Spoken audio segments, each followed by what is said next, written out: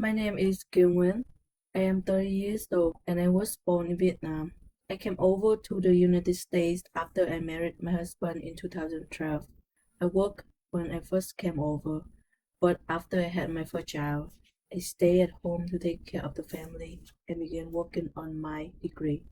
I currently have a girl 8 years old and a boy 6 years old and another boy on the way in January.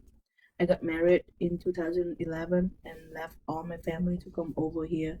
I started here in an ESL class, achieved my GD and Fabami certificate. Now at GICC, I'm working towards my associates in general study because I haven't decided what direction to go to. I juggle different chores and tasks around the house with my husband throughout the week. I do all the cooking because I don't trust him to cook a meal. When the kids are out of school, I love spending time with my family. We find different activities or events to attend when we can fit in. So when they are in school, I focus on my different classes. I enjoyed this class and found the following chapters relate to me the most. The following ideas are from the text helped connect my journey where I depart to Vietnam and embark on a journey here in the United States where I grew and matured and I returned to my family, which I do after a couple of years. Chapter 3: Myth and the Origin of the Humanities. The difficult journey or quest is another way of depicting the course of human life. Life is a journey, implies both purpose and a final destination as opposed to a random series of disconnected happenings.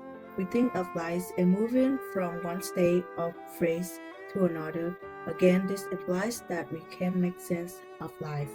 In Vietnam, to advance to the next grade, I have to pass a test.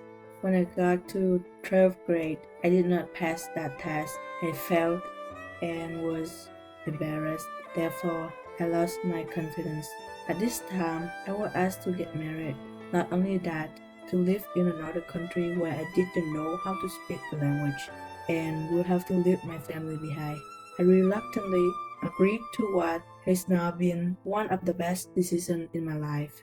I decided to get married and start a new life far away, and that began my journey. Chapter 10: Religion. Karma is the name given to the cumulative moral consequence of actions. Good karma means an accumulation of good deeds. Bad karma, the accumulation of sins. Good karma results in reincarnation in a higher social class with a better living condition and less suffering. I came over to the United States and brought my culture.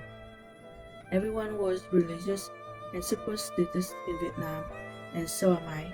I believe in karma, with the good and good force upon us. I believe that meeting a husband from across the world is a result of good deeds from another life. And this is what I instill in my kids. We have to work hard, do good, avoid guilt and remorse that hold us back from having good life. Chapter 11: Morality. You can decide what you are, a fully realized human being, if you get everything you can from life regardless of how others are affected.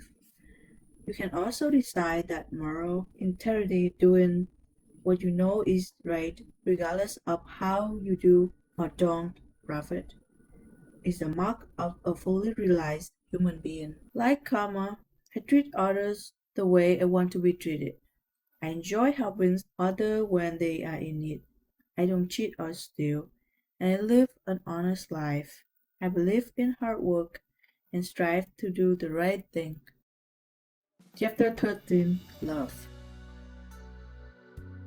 The American poet Robert Frost, in his narrative poem The Death of the Hired Man, has one character observed: home is the place where, when you have to go there, they have to take you in.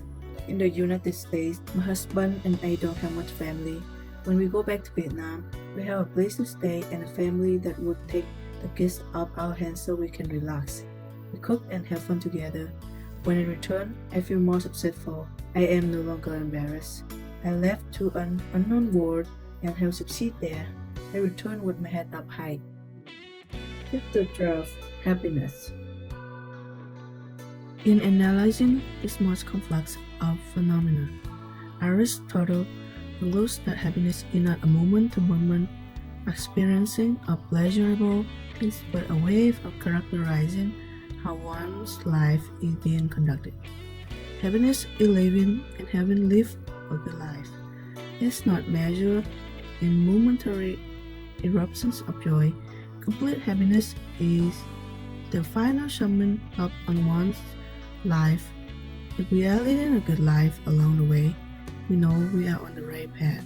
As I have said, one of the best decisions I have made was to marry and come to the United States. It has changed my life. I have countless joyful moments, but I feel like I am on the right path. It hasn't been easy, but I have no regrets. This was my journey. Thank you for listening.